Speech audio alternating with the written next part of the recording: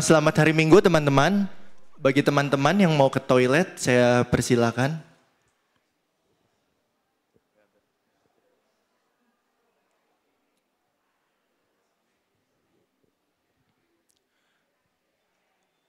Oke, teman-teman, saya juga persilakan untuk silent HP. Dan boleh yuk, oke, saya rasa juga duduknya udah di depan semua ya. Oke. Mungkin juga ada beberapa teman kita yang sedang di dalam perjalanan. Baik, siapa yang bersuka cita hari ini? Yang bersuka cita hari ini? Oke. Gak apa kok teman-teman. Kita gak harus bersuka cita untuk boleh beribadah kepada Tuhan. Kalau kamu lagi punya banyak masalah, pergumulan, mungkin kelelahan, yang kuliah, apalagi tempat kuliahnya jauh. Ada juga mungkin yang lagi kelelahan untuk ujian, les, pelayanan. Gak apa kok. Sehingga kamu merasa letih, lesu, kelelahan. Justru kamu harus datang beribadah. Sebab Matius 11 ayat 28, saya akan bacakan dari TB2, berkata, "Marilah kepadaku semua yang letih lesu dan berbeban berat. Aku akan memberi kelegaan kepadamu." Maka dari itu, mari kita siapkan diri kita. Kita siapkan hati kita. Kita mau masuk ke rumahnya. Berkumpul bersama, menyembah Dia.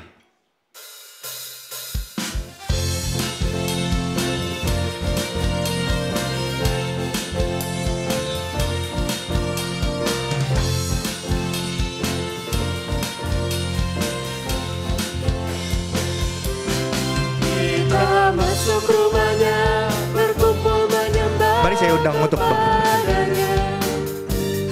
Kita masuk rumahnya, berkumpul menyembah kepadanya.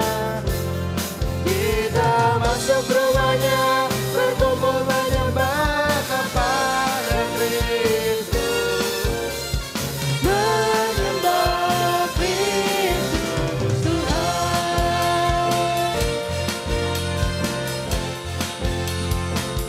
Mari kita nyanyikan bersama-sama. Lupakanlah dirimu, arahkan hatimu kepadanya. Lupakanlah dirimu. Lupakanlah dirimu, arahkan hatimu kepadanya. Lupakanlah dirimu, arahkan hatimu kepada Kristus. Menyembah Kristus Tuhan. Menyembah Kristus Tuhan.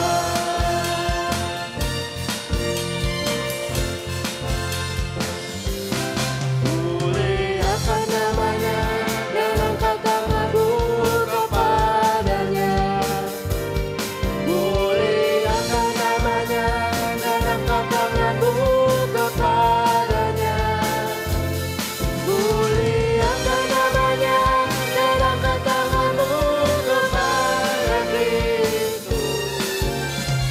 Menyembah Kristus Tuhan.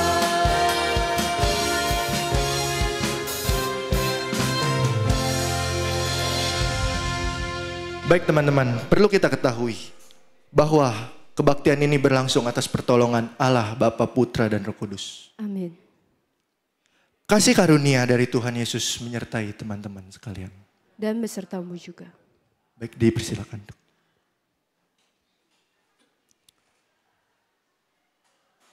Teman-teman, mari kita menyembah Tuhan kita lebih dalam lagi. Kita mau memuji namanya. Kita mau menyembah Dia dengan iman kita.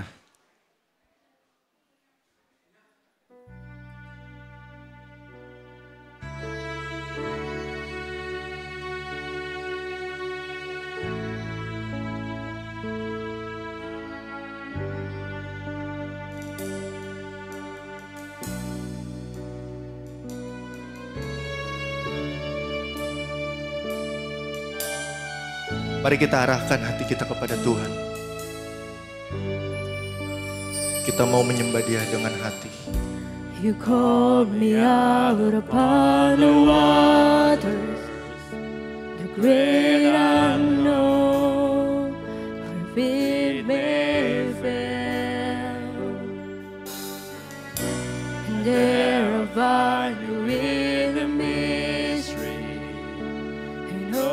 majesty, my faith will stand. I will call upon your name and keep my eyes. and keep my eyes above the waves.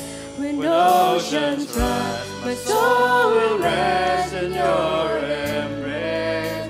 For I am yours. You are mine. You are mine.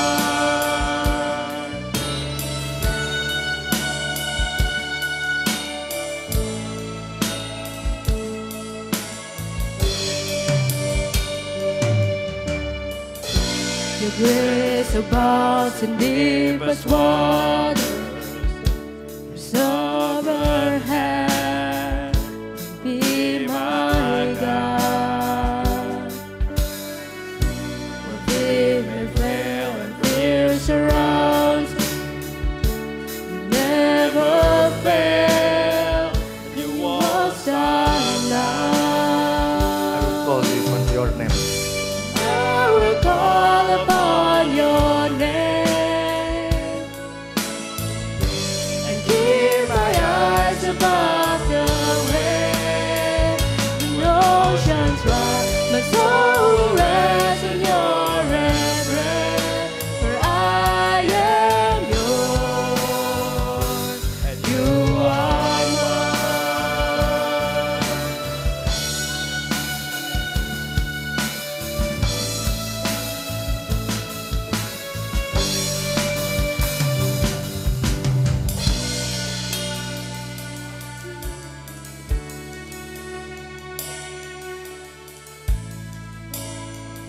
Mari kita fokus kepada Dia. Spirit, lead me where my trust is without borders. Let me walk upon the waters wherever you would call me. Take me deeper than my feet could ever wander, and my faith will keep me stronger in the presence of my Savior. Spirit, lead me where my trust is without borders. Let me walk upon the waters wherever you would call me. Take me deeper than my feet could ever wander, and my faith will be made stronger in the presence of my Savior. Spirit lead me. Spirit, lead me where my trust is without borders. Let me walk upon the waters wherever you will call me. Take me deeper than my feet could ever wander, and my faith will be made stronger in the presence of my Savior.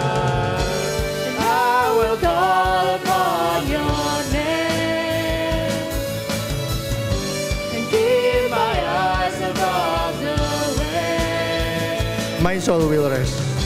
The soul will rest in your embrace, for I am yours and you are mine. And I will call upon your name and keep my eyes above the waves. My soul will rest in your embrace, for I am yours, you are mine. And I will call upon your name Mari kita katakan, kita nyanyikan dengan hati kita. and keep my eyes above the waves. My soul will rest in your embrace. I am yours and you are mine. Oh.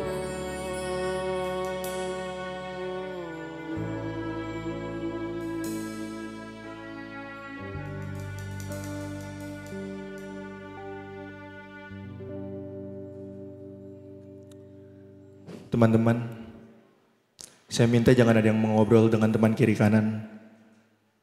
Mari kita fokus beribadah. Siapa yang minggu ini tidak berbuat dosa? Boleh angkat tangan. Ayo, boleh angkat tangan yang minggu ini tidak berbuat dosa. Yang yakin bahwa minggu lalu, sepertinya saya bener banget hidupnya, gak pernah lakuin dosa. Terlihat dari sini gak ada ya? Ya benar. Setiap hari ada aja dosa yang kita buat.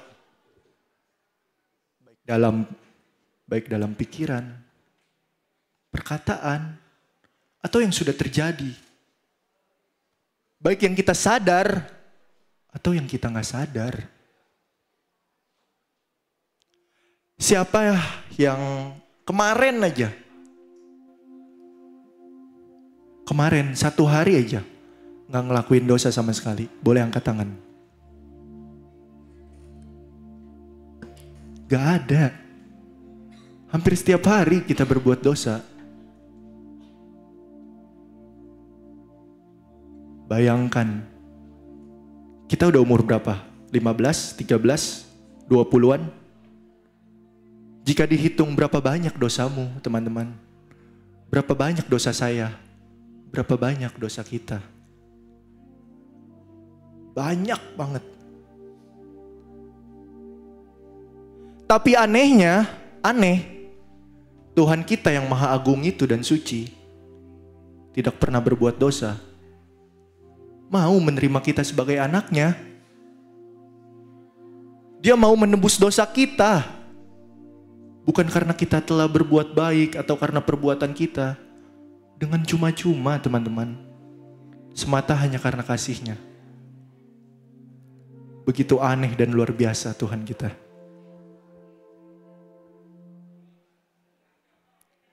Yuk teman-teman. Kita mau berdoa. Kita akui seluruh dosa kita. Mungkin ada yang berdosa menyontek,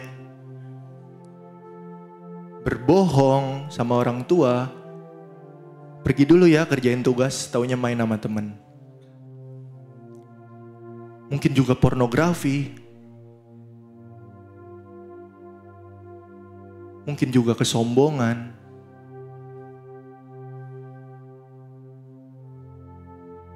atau bahkan ngomongin orang, atau bahkan menjelekkan teman kita di dalam pikiran kita. Relate ya dosa-dosa tersebut ya. Mari akui seluruh dosa kita. Akui dosamu pada Tuhan. Akui bahwa kita berlumuran dosa.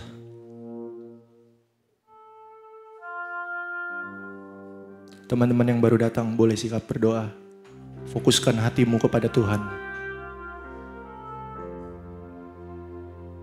Saya minta kita benar-benar fokuskan hati kepada Tuhan.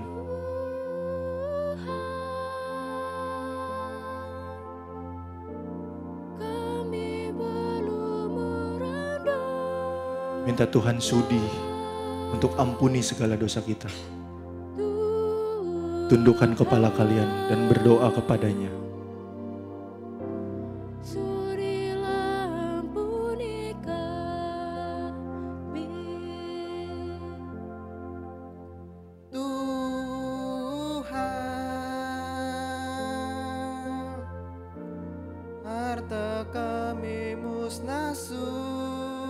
Ampuni aku ya Bapa, maafkan aku.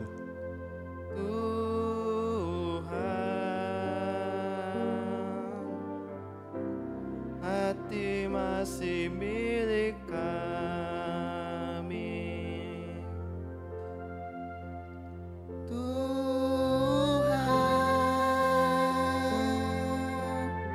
Mari nyanyikan lagu ini dengan sikap berdoa. Nyanyikan lagu ini seperti doa kita kepada Tuhan.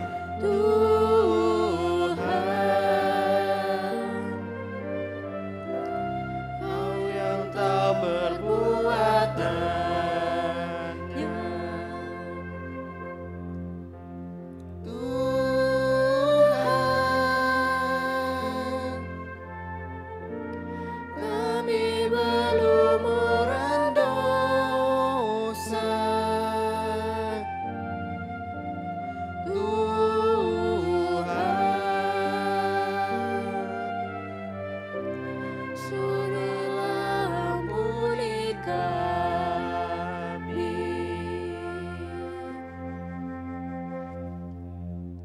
Mari kita bersatu dalam doa.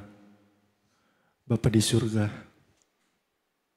Tuhan kami yang suci dan agung, inilah kami, anak-Mu yang nakal, yang penuh dengan dosa. Engkau sudah menarik kami dari hutan kekelaman, namun kami lari lagi dari Engkau. Kami berbuat dosa yang sama, kami berjanji lagi untuk tidak melakukannya, lalu berbuat lagi dosa yang sama. Berulang kami begitu. Kami gak sanggup Bapa untuk lepas dari dosa-dosa kami. Tolong kami Tuhan. Bantu kami.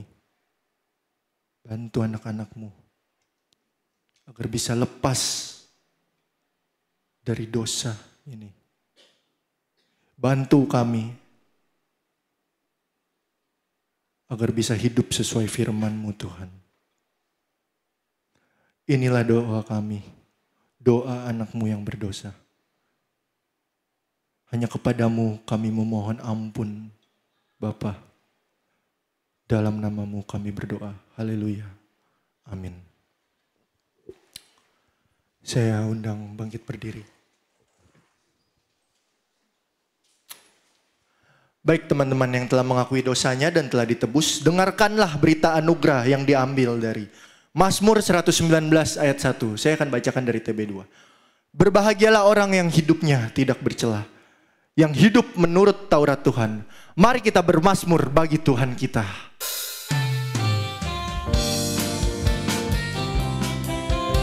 Boleh yuk tepuk tangannya untuk Tuhan kita.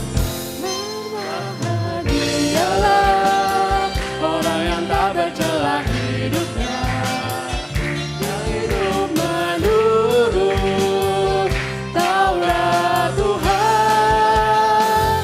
Berbahagialah yang memegang peringatan Tuhan, dan yang mencari Tuhan dengan segenap hati, juga tidak melakukan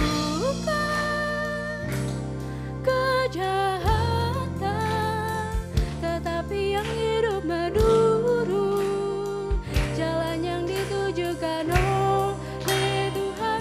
Engkau sendiri menyampaikan cita-citamu supaya dipegang dengan sungguh-sungguh. Berbahagialah semua.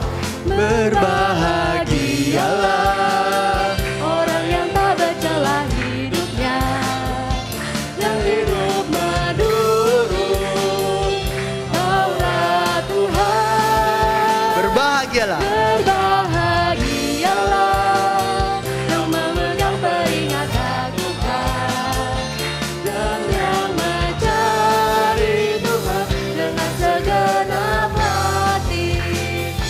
Sekiranya hidupku taat perintah-Mu, maka ku tak mendapat malu. Seperti yang tertulis dalam perintah-Mu, aku akan bersyukur padamu. Dengan hati jujur ku pegang hukum-Mu, jangan tinggalkanku. Berbahagialah orang yang tak bercelah hidupnya, yang hidup menurut Taurat Tuhan. Berbahagialah yang memegang peringatan Tuhan, dan yang mencari Tuhan dengan segenap hati. Havenius Shalom.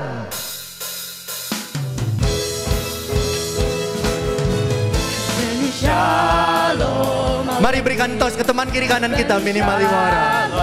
Berikan senyuman kepada teman-teman kita. Shalom Alehi.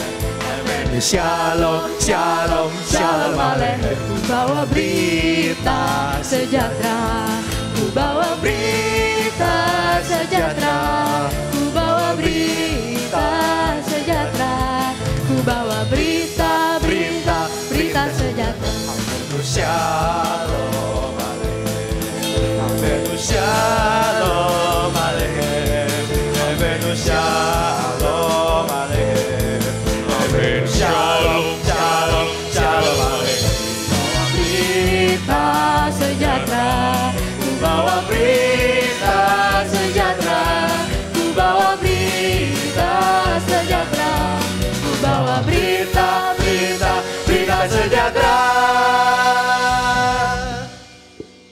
Silakan duduk.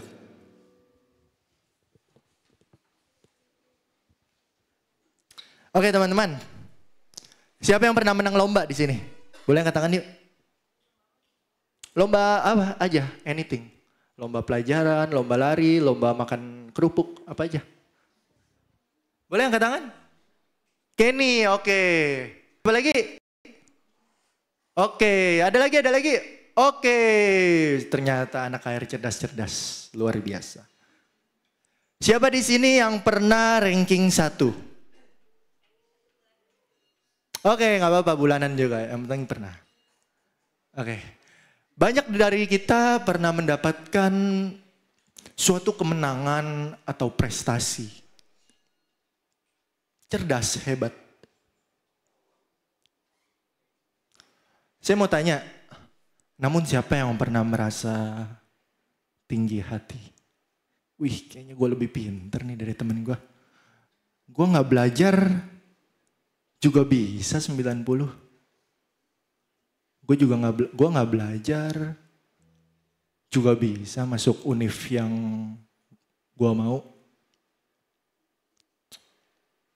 Gampang, ulangan besok mah. Siapa yang merasa kayak, pokoknya hebat banget dah. Mungkin perasaan ini itu pernah kita alami namun jarang disadari. Jarang kita sadari.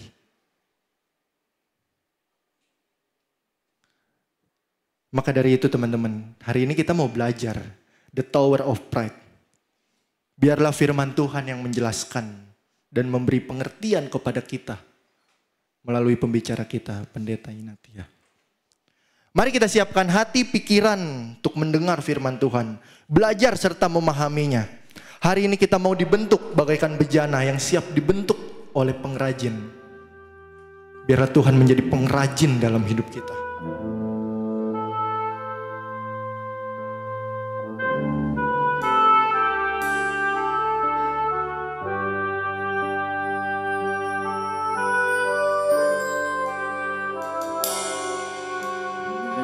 Bejana siap dibentuk, demikian hidupku di tanganmu. Dengan urapan kuasa Roh-Mu, ku dibaharui selalu. Jadikan aku alat Bapa dalam rumah. Jadikan ku alat dalam rumah-Mu. Inilah hidupku di tangan-Mu. Bentuklah seturut kehendak-Mu. Pakai aku Tuhan sesuai rencana-Mu. Sesuai rencana-Mu. Ku mau seperti-Mu Yesus, disempurnakan selalu dalam segenap jalanku, memuliakan nama-Mu.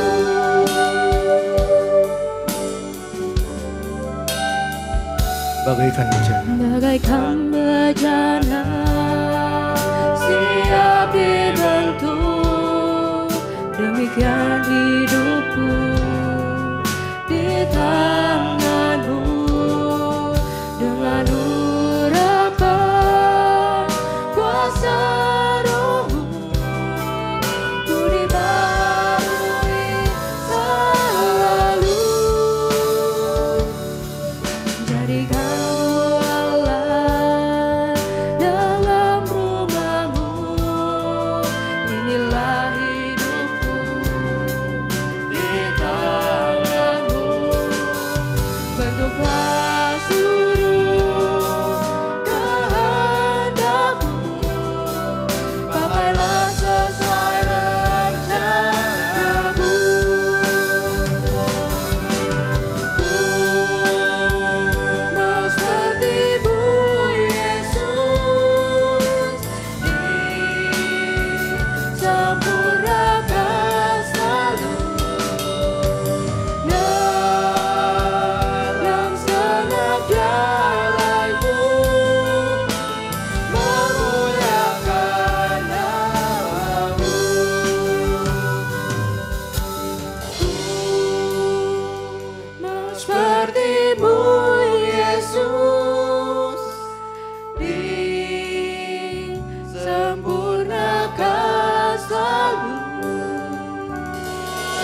kepada Bu Nadia persilakan. dalam segenap jalanku memuliakan nama-Mu.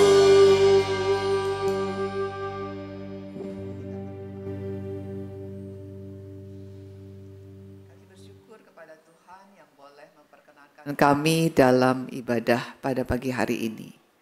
Di antara sekian banyak orang, kami menyambut panggilan Tuhan untuk bersama-sama beribadah dan menyembah Tuhan. Kami mengucap syukur karena Tuhan menggerakkan kami untuk masuk dalam ibadah ini. Biarlah Tuhan yang telah menuntun kami sampai kami boleh tiba di rumah-Mu, Tuhan kiranya juga boleh menolong kami mempersembahkan satu persembahan mau memuliakan nama Tuhan. Dan melalui firman-Mu ya Tuhan, kami ingin lagi kemudian memuliakan nama-Mu. Berbicaralah kepada kami Tuhan, kami bersama-sama siap untuk menerima firman-Mu. Di dalam nama Tuhan Yesus kami berdoa. Amin.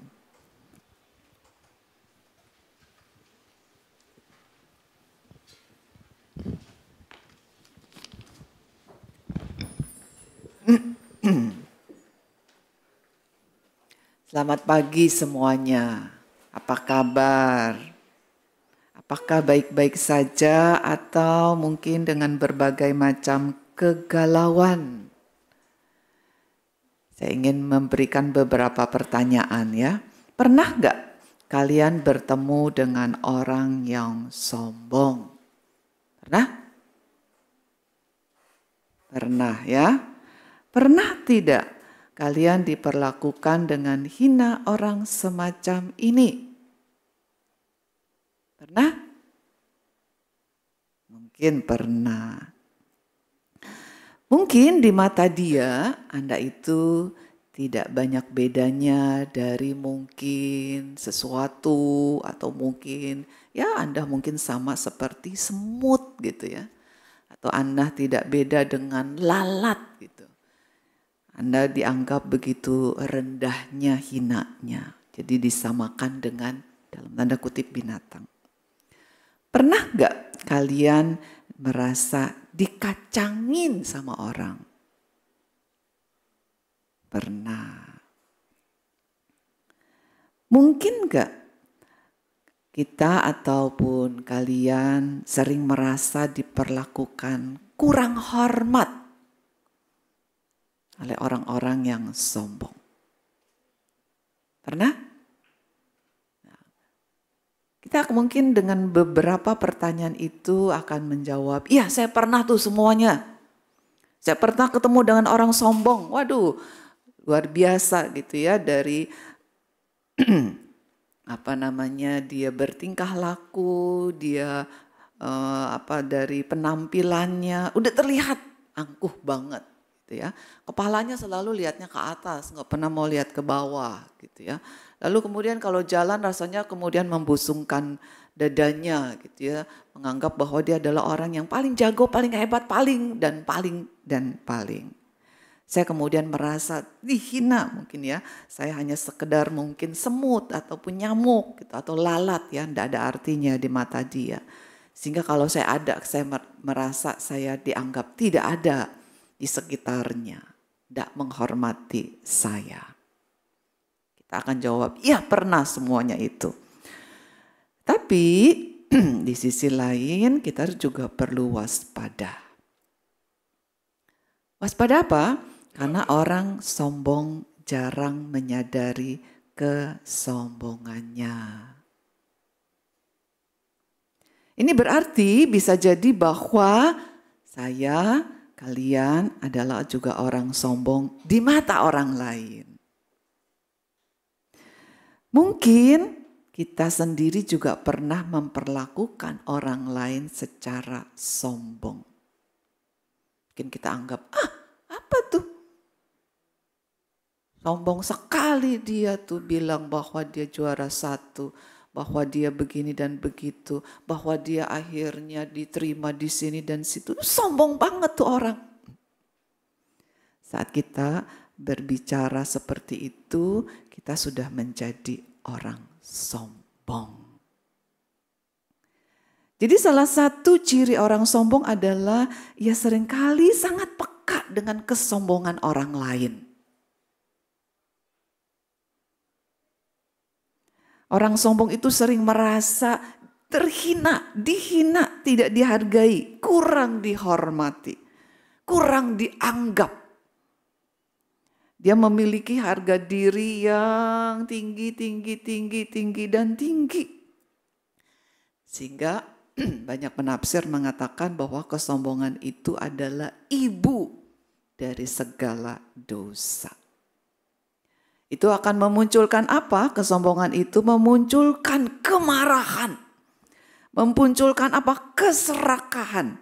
Memunculkan apa? Bisa manipulasi. Memunculkan apa? Iri hati. Memunculkan apa? Dengki gitu ya. Dan sebagainya, dan sebagainya.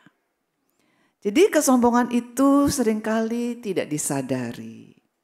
Karena tidak disadari, seringkali orang tidak mencari jalan keluar agar tidak sombong lagi. Karena menganggap dia yang sombong, bukan aku.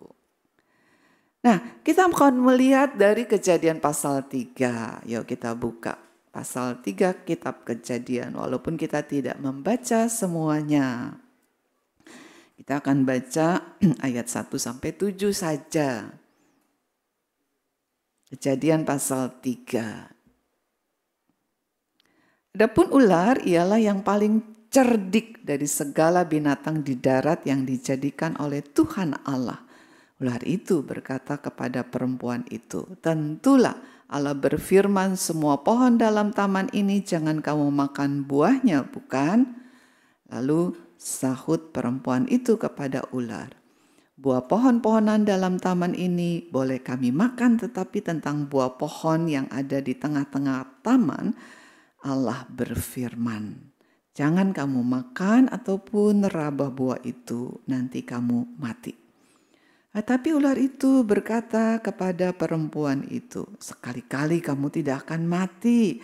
Tapi Allah mengetahui bahwa pada waktu kamu memakannya, matamu akan terbuka dan kamu akan menjadi seperti Allah. Tahu tentang yang baik dan yang jahat. Perempuan itu melihat bahwa buah pohon itu baik untuk dimakan dan sedap kelihatannya.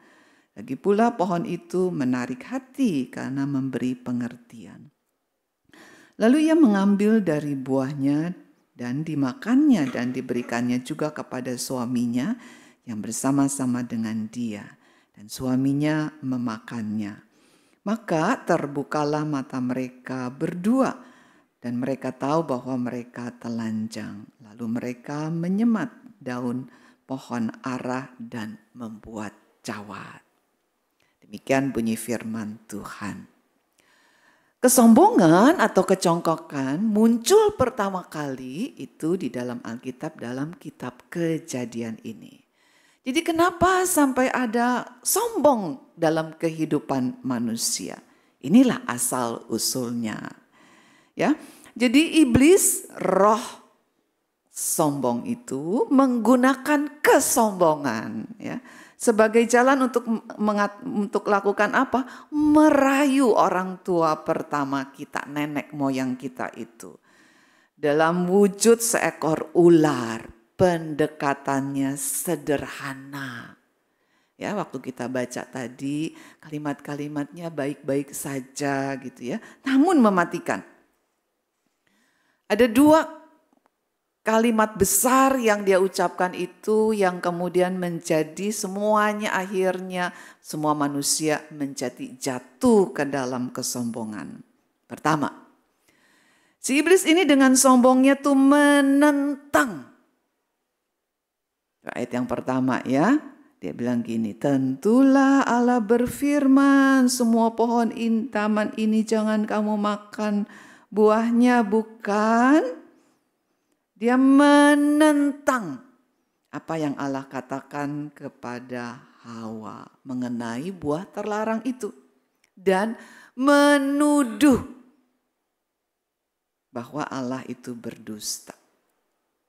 Nah, penolakan iblis ini mengejutkan buat Hawa.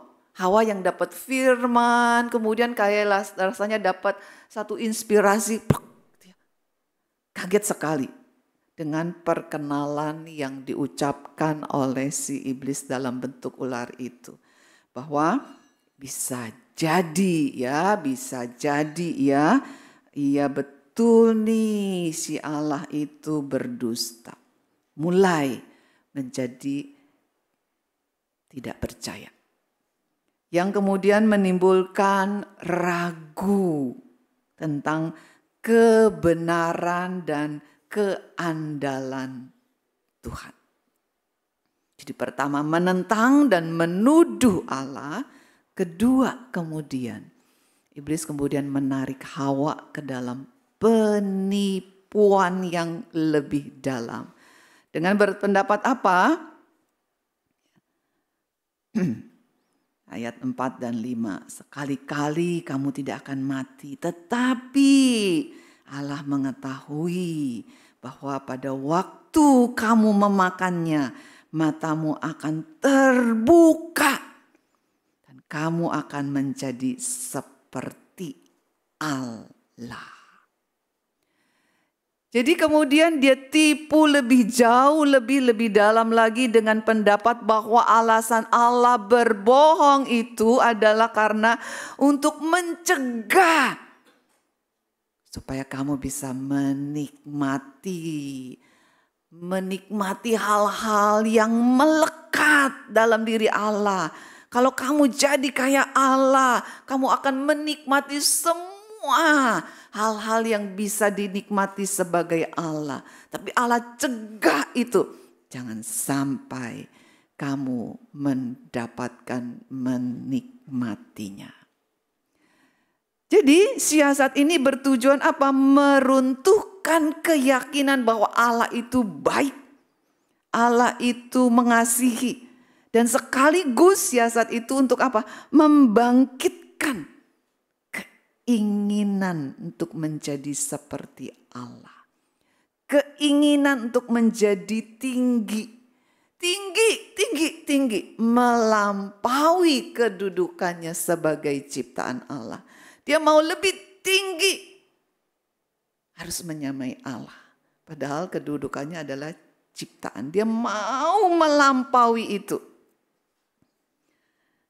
Dalam keadaan pikirannya Hawa itu bingung dan tertipu, dia mulai mempertimbangkan kemungkinan yang ada. Yaitu apa? Keinginan untuk menjadi seperti Allah. Makin kuat. Lalu dia pandang buah itu. Sekarang pandang buah itu dengan pandangan yang tidak seperti dulu. Sekarang memandang buah itu sudah dengan pandangan yang baru, tidak seperti dulu lagi. Ketika dia dapat firman mengatakan buah yang ini tidak boleh kamu makan. Sekarang dengan kalimat-kalimat dari si iblis itu, dia mulai lihat buah itu menarik untuk dilihat, menyenangkan untuk disentuh. Jadi apa? Inginnya itu makin meningkat. Mulai berpikir secara rasional. Iya ya, kayaknya Allah itu jahat ya. Iya ya, betul gak dia sayang sama saya ya? Betul gak ya dia baik? Bisa jadi nih kalimat iblis ini atau kalimat si ular ini betul sekali.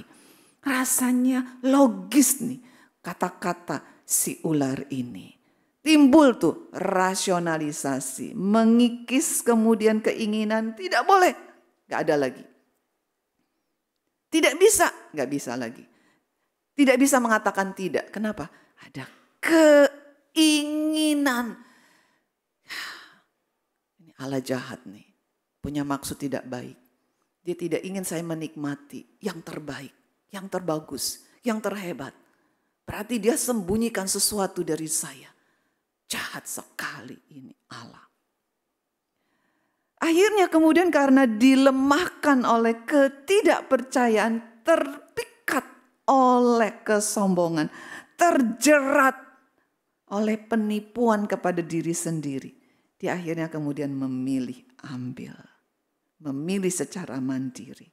Dan memilih untuk tidak taat perintah Tuhan.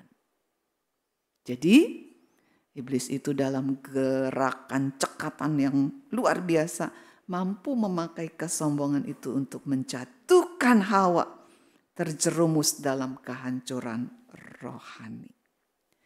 Nah, saya mau ajak kita baca satu ayat dari Yakobus 1 ayat 14. Yakobus 1 ayat 14. Bunyinya begini. Tetapi tiap-tiap orang dicobai oleh apa? Keinginannya sendiri. Karena ia diseret dan dipikat olehnya. Dan apabila keinginan itu telah dibuahi, ia melahirkan dosa. Dan apabila dosa itu sudah matang, ia melahirkan maut. Jadi mulai saat itu kita melihat bahwa akibat kesombongan dan ketidakpercayaan itu ada dalam kehidupan seluruh umat manusia dari sejak dulu. Orang-orang yang dicatat di dalam Alkitab maupun saat ini bahkan juga akan datang. Dalam kehidupan keluarga, dalam kehidupan bersama-sama dengan komunitas kita, di sekolah, mungkin di tempat les, di gereja ini juga. Kesombongan itu melekat dalam diri kita. Pada saat-saat kita merasa saya terhina sekali, dia kok gak menghargai saya ya, kok dia gak menghormati saya ya, dia angkuh sekali ya, kalimat-kalimatnya songok banget ya. Kita sudah terjebak dengan dosa kesombongan itu. Menjadikan bahwa diri kita menjadi lebih besar dan Allah kita menjadi kecil sekali. Jadi pusat gravitasi dalam kehidupan mental ini bergeser dari Allah yang adalah satu-satunya Allah yang hidup menjadi diri kita manusia ini. Manusia menjadi pusat dirinya sendiri. Allah dipindahkan ke pinggiran. Melalui berbagai penyangkalan keberadaannya, melalui distorsi karakter-karakter Allah. Kita akan lihat contohnya ya, dia ada dua contoh yang akan kita lihat pada pagi hari ini. Contoh yang pertama dari Perjanjian Lama. Kita tahu ada seorang yang bernama Uzia. Ya, catatannya ada di Tawari pasal 26, di Raja-Raja juga ada. Tapi kita lihat di Tawari ya, catatan setelah pembuangan ini. Seorang beriman. Dia jadi raja ketika umur 16 tahun. Luar biasa ya. Siapa yang di sini umur 16? Ada yang 16? Pasti banyak ya 16 ya. Atau yang sini 26? Enggak ya, pasti 16 tuh banyak. Sini kira-kira berapa usianya ya? Mungkin sekitar 13, 14, 15, 16, 17, 18, mungkin sampai 20, 21, 22 ada. Mungkin kok Edi yang paling tua di sini ya. Termasuk saya mungkin ya. Saya paling tua di sini.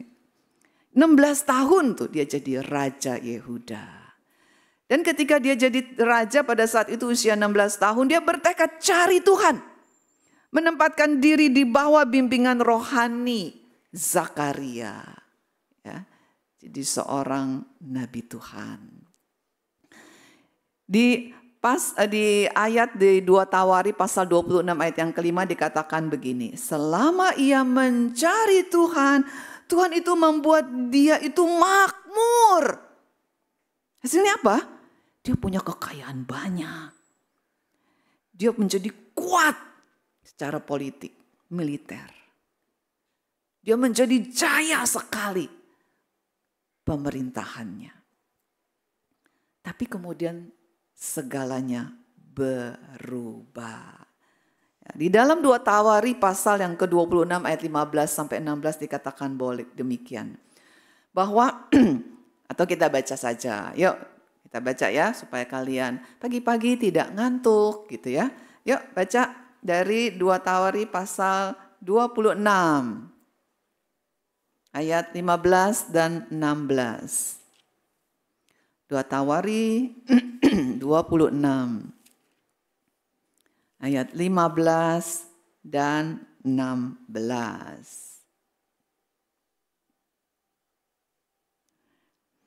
Ia membuat juga di Yerusalem alat-alat perang, ciptakan seorang ahli yang dapat menembakkan anak panah dan batu besar untuk ditempatkan di atas menara-menara dan penjuru-penjuru.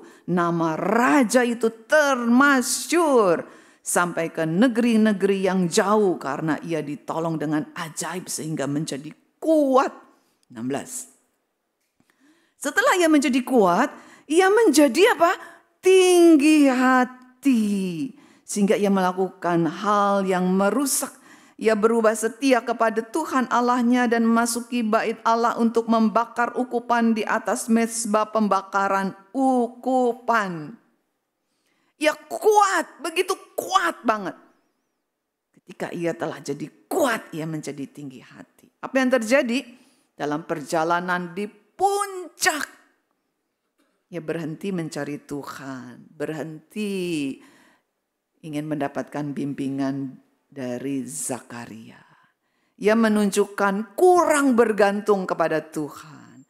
Dan semakin bergantung kepada apa? Diri sendiri, kekuatannya, kebijaksanaannya. Otaknya yang cemerlang. Karena dia bikin apa tuh? Dia bikin ini, bikin itu. Dia ciptain ini, itu. Wah, hebat memang. Sejarah menunjukkan bahwa betapa mudahnya kesombongan itu meningkat ketika seorang menjadi apa? Lebih kuat. Lebih sejahtera. Lebih sukses. Lebih dikenal. Lebih dapat jabatan. Lebih itu semuanya. Padahal Uzia mendapatkan itu semua dari siapa? Tuhan. Semua berkat Uzia terima itu adalah berkat dari Tuhan. Dia tidak merendahkan diri di hadapan Tuhan dengan satu ucapan syukur. Dia malah mulai berpikir lebih tinggi tentang dirinya. Yang seharusnya rasanya saya bisa lebih lagi. Saya ternyata kok pinter ya.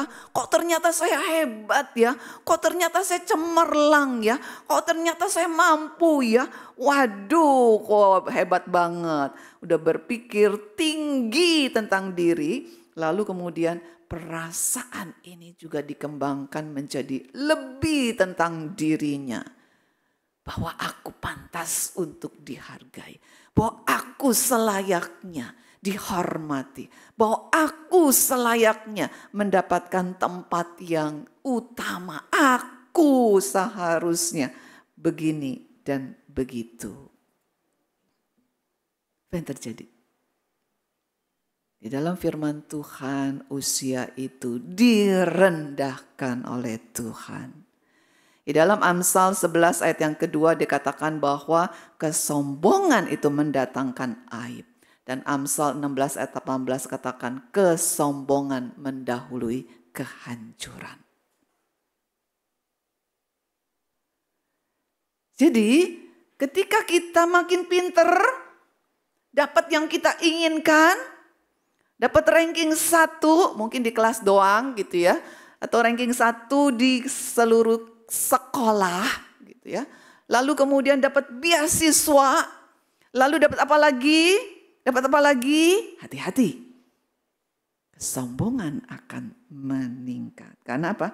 Menjadi lebih kuat, lebih sukses, lebih sejahtera, lebih dikenal. Siapa nih ya? Wah ini kok Edi gitu ya. Terkenal namanya. Makin dikenal. Wah dadanya makin terbusung. Kepalanya makin ini. Ada satu guru kimia saya waktu dulu di SMA ya. Itu kalau jalan itu selalu begini. Kepalanya tuh selalu lihatnya ke atas. Nggak pernah lihat ke murid-muridnya. Ya.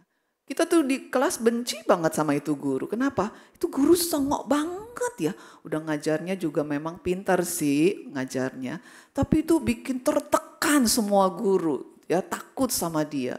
Karena dia itu keras, galak, Ya, lalu kemudian bisa hina orang, bisa dianggap lu bego lu di depan kelas, di depan anak-anak yang lain. Jadi kita benci banget itu sama itu guru. Jadi kita bisa begitu tuh. Siapa lu gitu ya. Tapi kesombongan itu juga bisa masuk tidak hanya kepada hal-hal yang non-spiritual. Tapi juga masuk bisa kepada hal-hal yang spiritual. Coba ya, kita lihat di Lukas pasal 18 ayat 9 sampai 14. Ini adalah kisah yang perumpamaan terkenal. Lukas 18 ayat 9 sampai 14 ya. Kita tidak baca keseluruhannya, tapi dilihat saja pada waktu saya menguraikannya. Jadi kesombongan spiritual ini itu godaan yang sangat halus dan berbahaya yang dilakukan oleh orang-orang pemuka agama pada waktu itu dan juga orang-orang beragama pada zaman kini.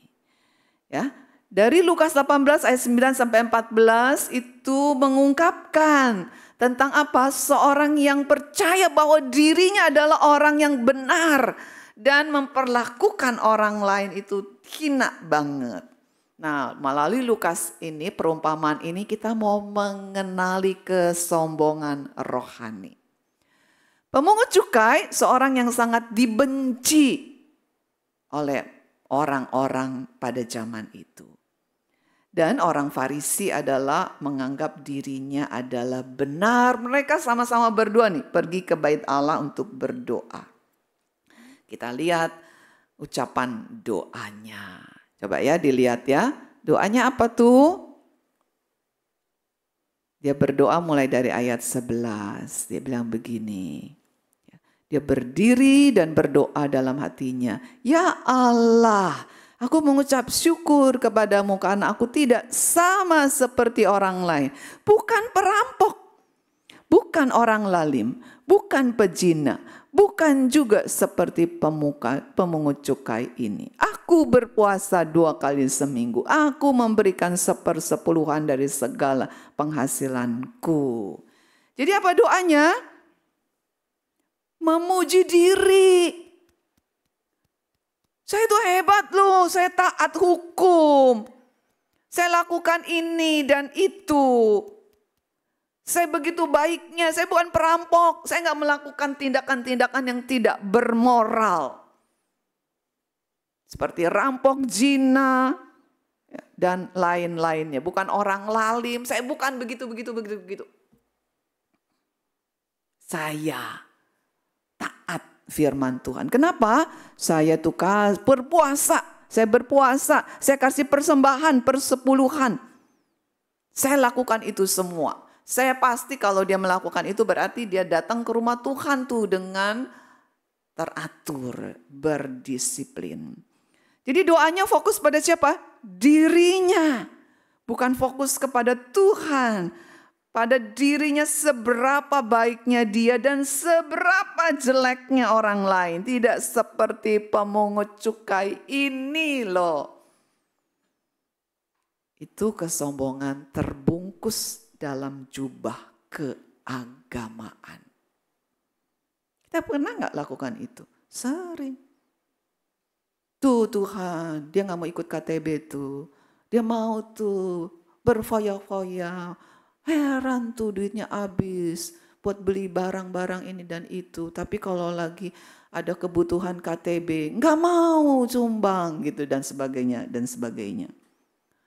Terlaluan tuh kita rendahkan orang itu. Tapi apa yang terjadi dengan pemungut cukai? Pemungut cukai, kalimat yang didoakan adalah begini. Ya Allah, kasihanilah aku orang berdosa ini. Dia sadar akan dosanya, akan ketidaklayakannya di hadapan Tuhan.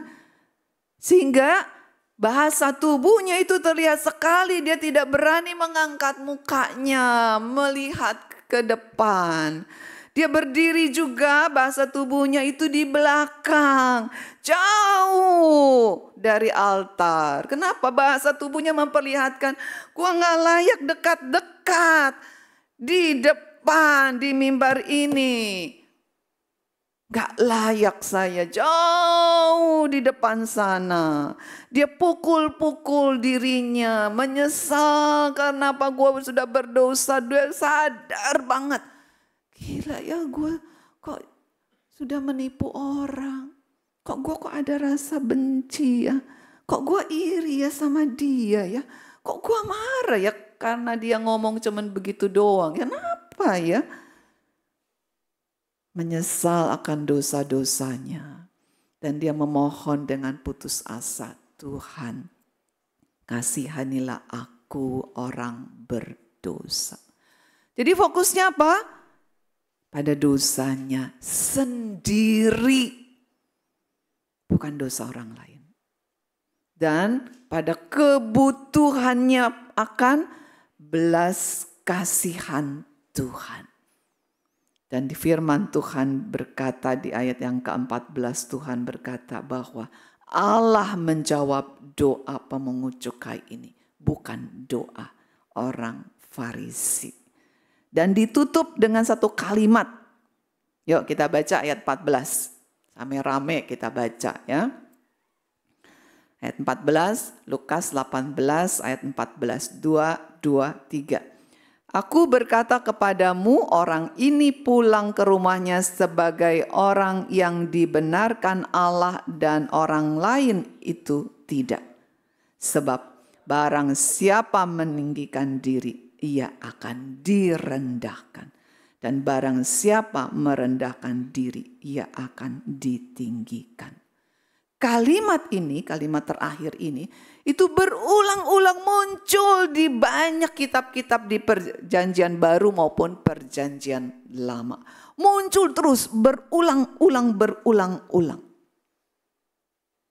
Kita cenderung untuk berkata dalam hati, Tuhan, saya bersyukur saya gak seperti orang Farisi yang sombong itu. Enggak, saya gak kayak dia. Saya bersyukur Tuhan, saya nggak kayak dia tuh foya-foya duitnya. Saya bersyukur Tuhan karena saya nggak mulutnya kayak dia itu, mulutnya ngeplos yang nggak membuat orang banyak tersinggung. Saya nggak kayak dia mulut saya. Saya bersyukur, saya rajin. Kalau rapat saya rajin ikut. Kalau KTB saya sungguh-sungguh mimpin KTB, betulan saya persiapkan itu semua, saya rajin semuanya. Kita cenderung dalam hati bersyukur bahwa kita tidak seperti orang Farisi yang sombong itu. Padahal pada saat kita berkata begitu, kita sudah menjadi sombong. Ada satu kutipan dari C.S. Lewis, saya kutip begini ya. Kesombongan adalah kanker rohani. Ia akan menggerogoti segala kemungkinan yang ada. Kasih kita, kepuasan kita, sampai akal sehat kita. Itu digerogoti. Sehingga kemudian kita akhirnya jatuh ke dalam berbagai macam dosa yang tadi saya sebutkan. Terakhir, ya, karena sudah 5 menit lagi nih ya, ini bagus pengingatnya ya. Terakhir ya, karena kesombongan itu sulit sekali untuk ditelusuri dan diketahui karena kadang-kadang kita tidak tahu kalau kita sombong. Nah, saya beri tipsnya begini. Ini tips pertama itu saya kutip dari seorang namanya William Lowe, itu dia begini. Ya. Berilah pertanyaan kepada dirimu. Pertanyaannya apa? Seberapa besar rasa tidak suka saya jika orang lain menghina saya? Seberapa besar saya tidak suka jika orang menolak memperhatikan saya? Seberapa besar saya tidak suka ketika orang kemudian memaksakan pendapatnya? Seberapa besar perasaan saya tidak suka ketika saya digurui. Seberapa besar saya tidak suka ketika saya melihat orang pamer.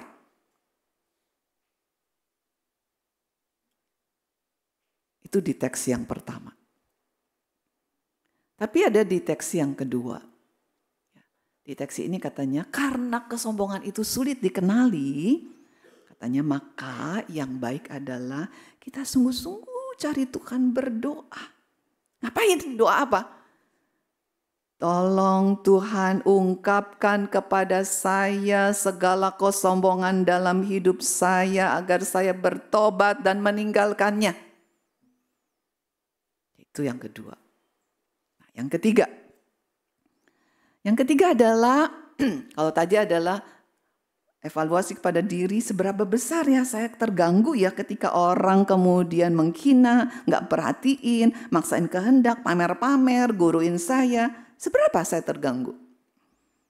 Kedua adalah berdoa. Tuhan singkapkan, ungkapkan itu.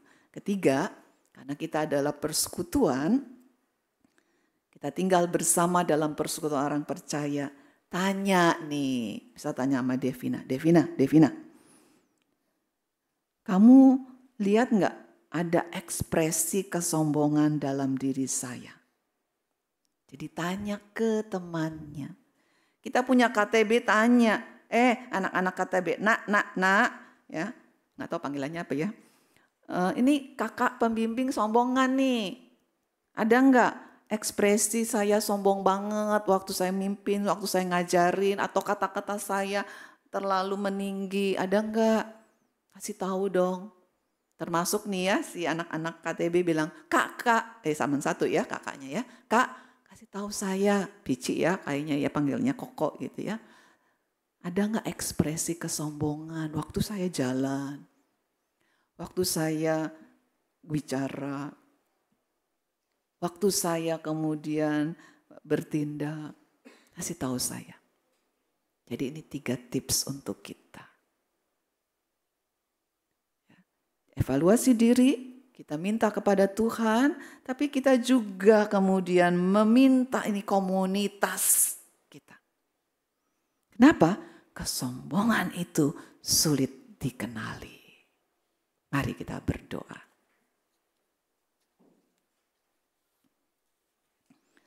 Tuhan Yesus, ampunilah kami Tuhan, karena kami sombong.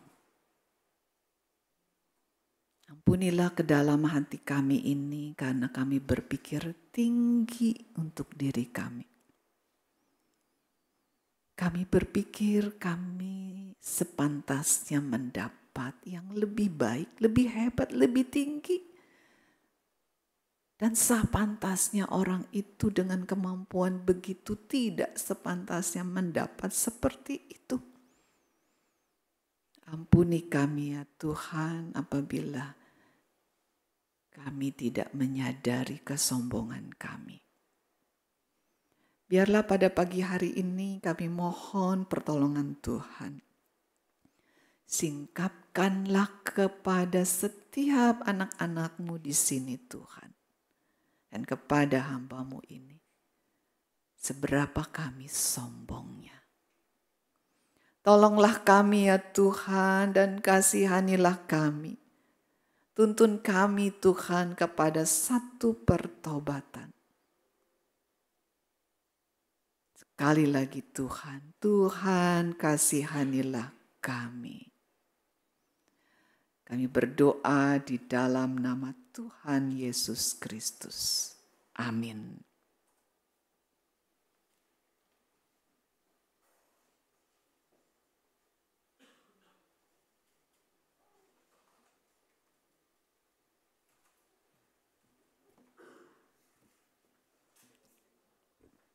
Mari kita sama-sama berdiri.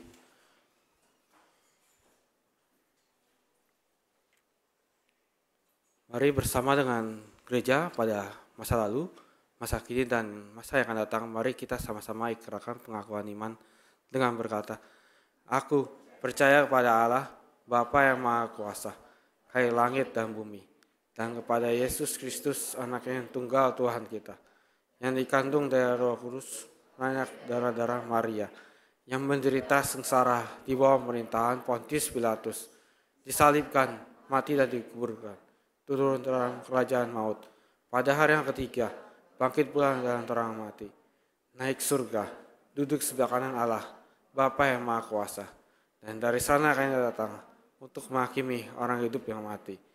Aku percaya pada Roh Kudus, gereja yang kudus, persekutuan orang kudus, pengampunan dosa, bangkit orang mati, dan hidup yang kekal. Amin. Silakan duduk. Kita akan sama-sama doa syafaat.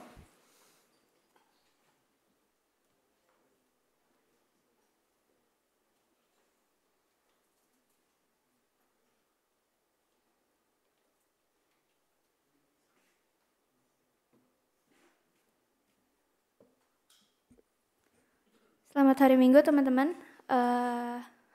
Hari ini kita akan melakukan doa syafaat. Persiapkan hati teman-teman. Mari kita bersatu dalam doa. Selamat pagi Bapak, mengucap syukur untuk hari ini kita bisa berkumpul di sini dan bisa menikmati kebaktian ini. Tuhan, kami bersyukur juga untuk pembawaan firman Tuhan yang dibawakan oleh Ci Natia, biar kiranya Engkau yang boleh berkati dalam setiap pelayanannya. Tuhan, sebentar kami akan mengangkat beberapa pokok doa. Pokok doa yang pertama, aku ingin berdoa untuk bangsa dan negara, biar kiranya setiap pemimpin beserta jajarannya bisa melakukan tugas mereka masing-masing. Mari kita angkat pokok doa ini.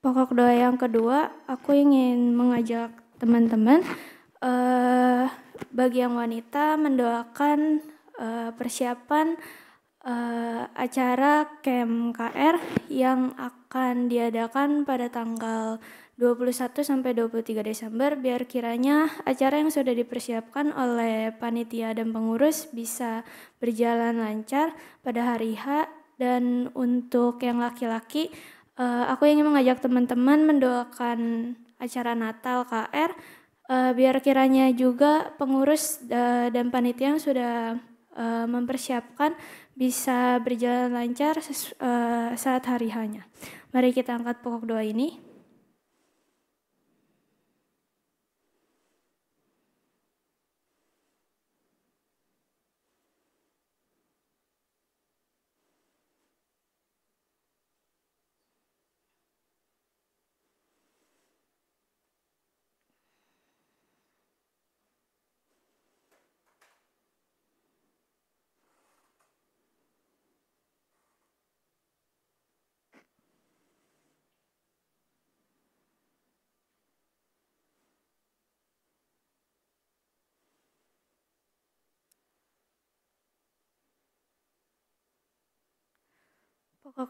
Pokok doa yang selanjutnya, aku ingin mengajak teman-teman untuk mendoakan regen kepengurusan KR yang masih dalam tahap penghubungan, biar kiranya setiap pengurus yang sudah ditentukan bisa melayani dengan hati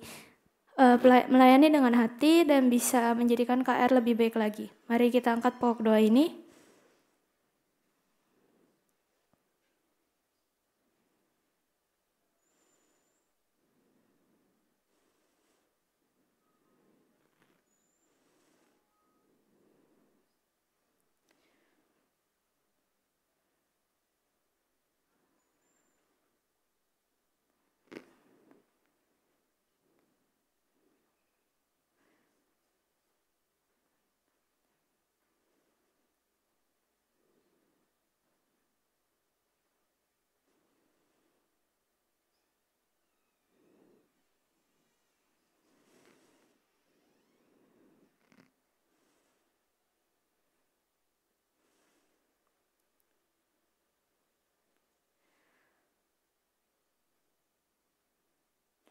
Tuhan, inilah segenap pokok doa kami.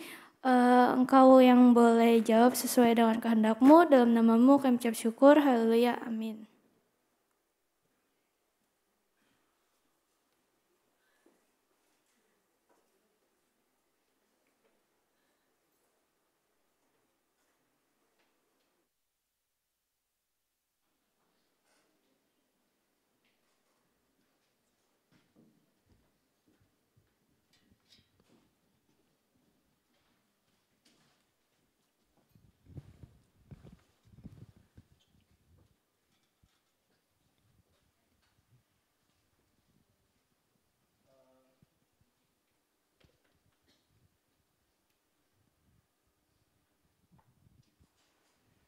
Teman-teman siapa yang belum mendapatkan amplop? Biar dibantu oleh teman-teman yang melayani. Boleh angkat tangan.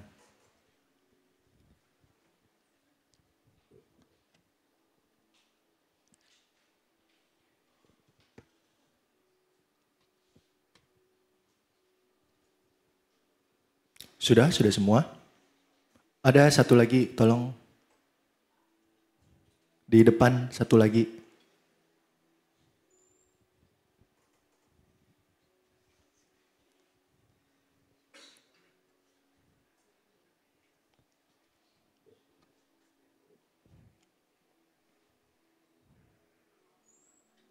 Baik, sudah semua ya.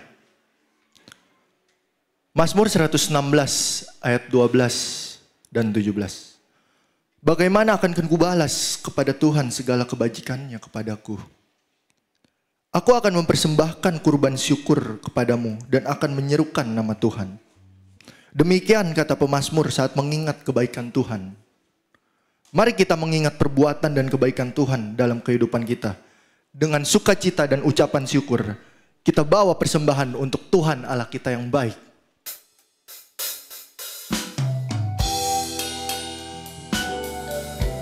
Teman-teman, ada persembahan bulanan juga.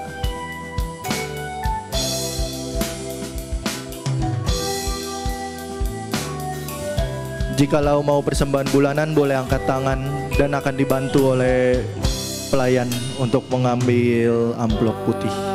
Padamu ya Allah, atas segala rahmat-Mu, syukur atas kecukupan dari kasih-Mu penuh, syukur atas kekayaan walau tubuhku lemah, syukur atas kasih sayang dari sana dan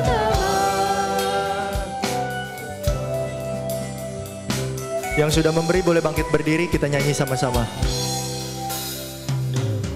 atas bunga mawar, harum indah tak tepi, syukur atas awan hitam dan mentari berseri, syukur atas suka duka yang Kau beri siang saat, dan firman-Mu-lah pelita agar kami tak sesat.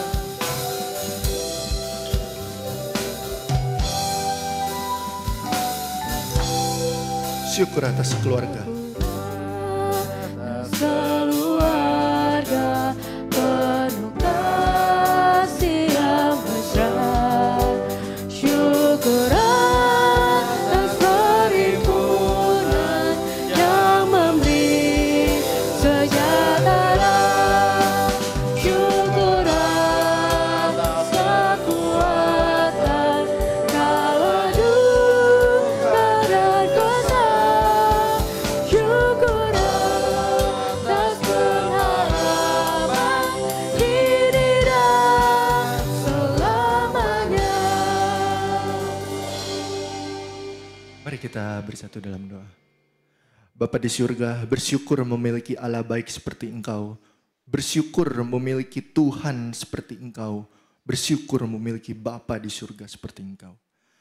Tuhan, inilah segenap persembahan kami yang sebenarnya seluruhnya adalah milik Engkau. Karena seluruh yang kami miliki adalah pemberian Engkau. Terimalah Bapa.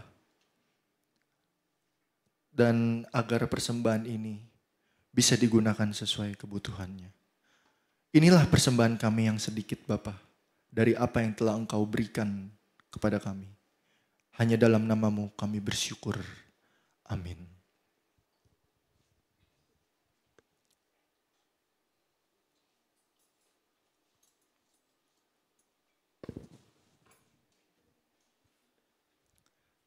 Silakan.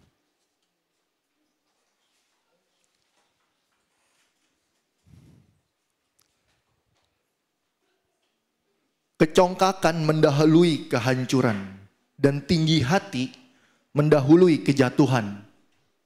Amsal 16 ayat 18. Ada beberapa poin yang saya dapatkan dari firman Tuhan yang disampaikan oleh Pendeta Inatia tadi. Pertama, penafsir berkata kesombongan adalah ibu dari segala dosa. Kedua, ketika di puncak, manusia cenderung sombong dan lupa akan Tuhan. Mereka menjadi fokus pada diri yang tadinya mungkin fokus pada Tuhan saat teduh dan berdoa. Ketika berada di puncak kesuksesan, apa yang dia inginkan telah tercapai, dia cenderung fokus pada diri sendiri. Pindah arah fokus. Dan dia cenderung lupa kalau kesuksesannya itu adalah pemberian semata-mata. Bukan jeripayah dia sendiri. Istilahnya kalau kata orang, susah sedih cari gua. Kalau seneng sukses gajian gak ada traktir gua. Kesombongan bisa terjadi dalam kebaikan kita juga loh ternyata. Bukan hanya dalam hal yang buruk. Aku berdoa sehari 12 kali. Temanku tidak. Aku pelayanan seminggu 7 kali dalam 7 hari. Kesombongan bisa terjadi dalam kebaikan kita. Ingat teman-teman, ketika kita memberi atau berbuat baik, biarlah hanya tangan kanan kita yang tahu dan jangan sampai tangan kiri yang tahu. Kesombongan juga bisa disebut sebagai kanker rohani. Ia akan menggerogoti kasih kita dan segala kebaikan kita. Dan kesombongan adalah dosa yang sulit disadari. Cenderung kita sombong, namun kita nggak sadar. Untuk itu, hanya Tuhan yang dapat menyadarkan kita. Berdoalah pada Bapa di surga. Persekutuan, contohnya KTB dalam Tuhan, itu juga dapat membantu kita untuk menyadarkan dosa kesombongan. Kita dapat saling bantu dan jangan ragu untuk saling menegur jika temanmu cenderung sombong. Ingat teman-teman, kita datang dengan tangan kosong, tidak membawa apapun. Dan apapun yang di dunia ini yang kita miliki, semata-mata adalah pemberian. Kamu gak punya apa-apa kok sebenarnya. Dan kita pulang ke rumah Tuhan juga dengan tangan kosong. Apa sih yang perlu kita sombongin? Gak ada. Gaji besar. Diterima di univ yang luar biasa. Kuliah di luar negeri.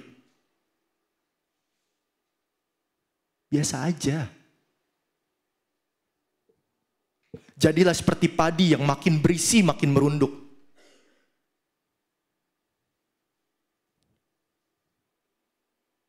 Mari kita minta pertolongan Tuhan untuk mengajarkan kita terus rendah hati dan bersyukur. Murnikanku Tuhan.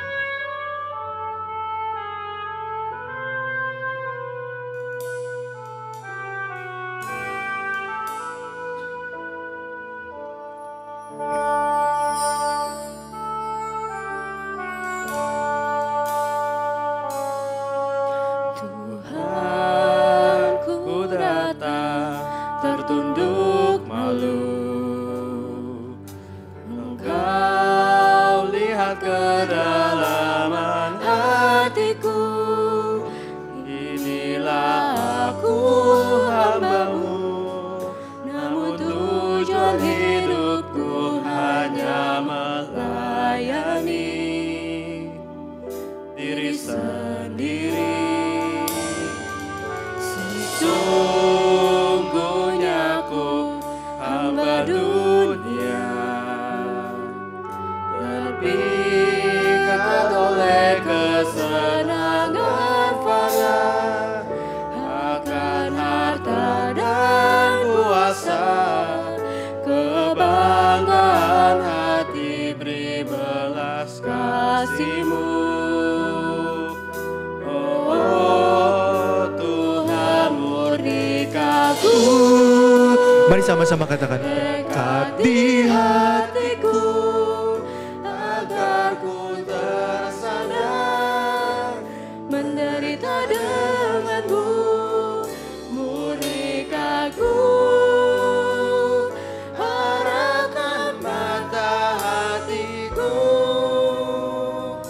agar ku setia padamu. Mari kita nyanyikan lagu ini, kita bangkit berdiri.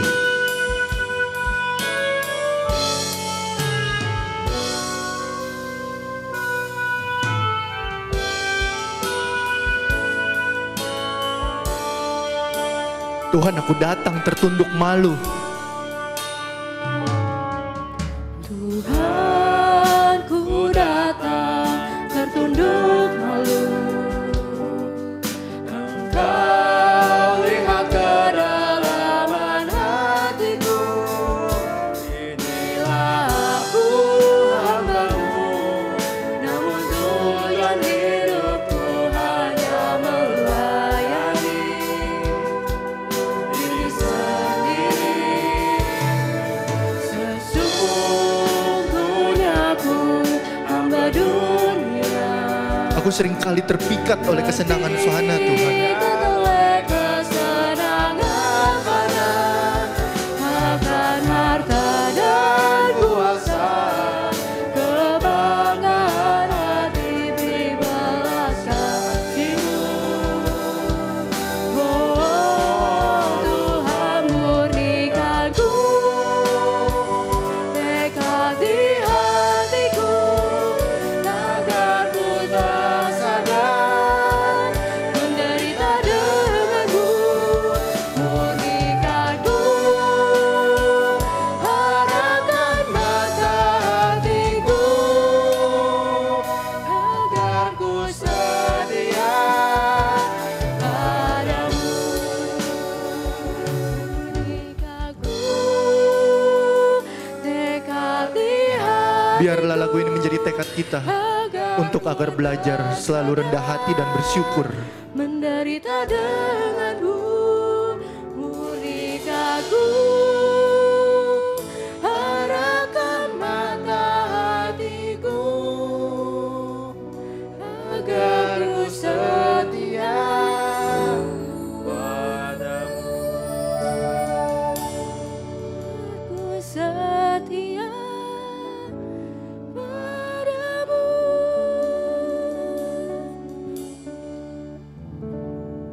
Nyanyian ini menjadi doa kami, Tuhan. Tolonglah hati kami ini agar tetap teguh dan setia. Jagailah hati kami dengan segala kewaspadaan, karena kami tahu bahwa dari situlah terpancar kehidupan. Kami akan meninggalkan ruangan ini dan mengakhiri ibadah ini. Kami akan kembali kepada kehidupan kami, kepada kegiatan kami. Kami berdoa kiranya Tuhan boleh menolong kami. Sehingga kami dimanapun berada, kami tetap menjaga kewaspadaan hati kami. Tuhan berkatilah kami. Tuhanlah penjagamu, Tuhanlah naunganmu di sebelah tangan kananmu. Matahari tidak menyakiti engkau pada waktu siang atau bulan pada waktu malam. Tuhan akan menjaga engkau terhadap segala kecelakaan. Ia akan menjaga nyawamu. Tuhan akan menjaga keluar masukmu dari sekarang sampai selama-lamanya. Amin.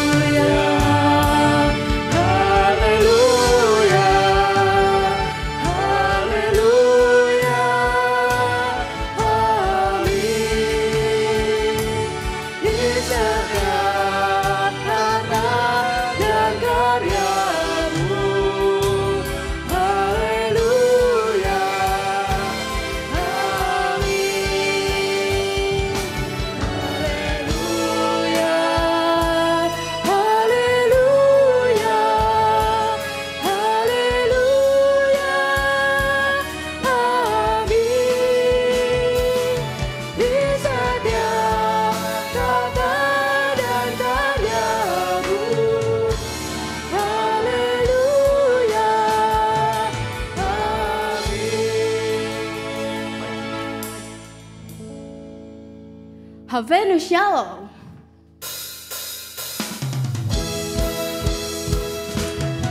Havenu Shalom Aleichem. Havenu Shalom Aleichem. Havenu Shalom Aleichem. Havenu Shalom, Shalom, Shalom Aleichem. Ku bawa berita sejahtera. Ku bawa berita sejahtera. Ku bawa berita sejahtera. Ku bawa berita, berita, berita sejahtera. Havenu Shalom Aleichem. Havenu Shalom Aleichem. Havenu Shalom Aleichem. Havenu Shalom, Shalom, Shalom Aleichem. Teman-teman, ibadah KR hari ini sudah selesai. Namun biarlah kita semua tetap melakukan ibadah yang sejati dalam kehidupan kita sehari-hari. Silakan saat teduh.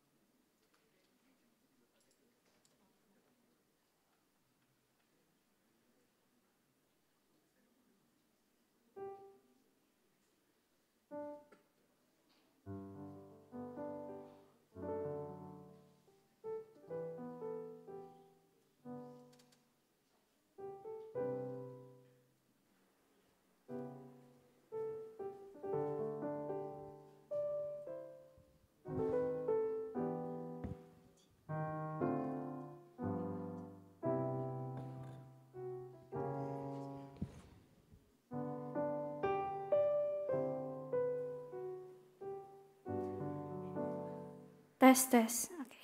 Selamat hari Minggu teman-teman. Hari ini aku akan membacakan warta lisan minggu ini. Boleh ditampilin?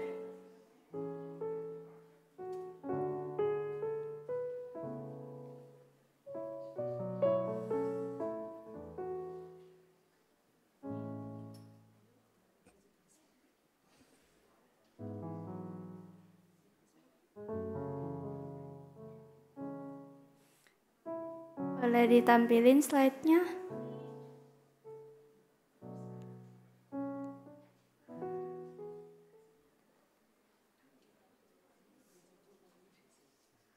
Oke, sebelumnya bagi teman-teman yang baru pertama kali hadir di KR Penias, aku mengajak teman-teman untuk datang lagi kalau belum ada gereja tetap. Dan jangan lupa untuk follow sosial media KR Penias. Boleh di next? Ini untuk tema kebaktian minggu ini dengan tema The Tower of Pride dibawakan oleh Ci Natia, dan minggu depan dengan tema A Leader That Cannot Pass Truth dibawakan oleh Pak Marto. Boleh di next? Ini untuk job pelayanan pada hari ini. Liturgosnya Ko Frans, pendamping pembicara C. Devina, BWDS saya sendiri, PIC Kenny, MCCG Devina, absen Joshua, pianisnya Mitzi, gitaris Elvis, singernya Hana dan Wilson, cajonnya Ko Jojo, dan bassnya Ko Kaleb. Untuk aktivis pelayanan pada hari ini ada Stefanesa sebagai PJTD, Asya dan Kolektan Kenia, terus Francisca, Marvel, Johannes, soundnya ada Daniel, slide-nya Selena, switcher Jesslyn, kamera belakang ada Monique. Boleh di next. Untuk job pelayanan minggu depan, liturgosnya Natania, pendamping pembicaranya C. Olin, BW dan DS Camel, PIC Cheryl, MCCG Stephen, absen Jennifer, pianisnya Filona, gitaris Joan, singernya ada Keisha dan Raffi, cajon Carlos. Boleh di next. Untuk aktivis yang melayani minggu depan ada Ceisha, Asher dan kolektannya Jennifer, Tivalenka, Habel dan Kristensen, soundnya ada Elvis, slide-nya Lina, switcher Hansel, kamera belakang ada Grace. Boleh di next. Oke. Kelas AB Alpha, Beta, dan Omega wawancara. Oh, ada pre-class ya guys. Dan happy Sunday, God bless you.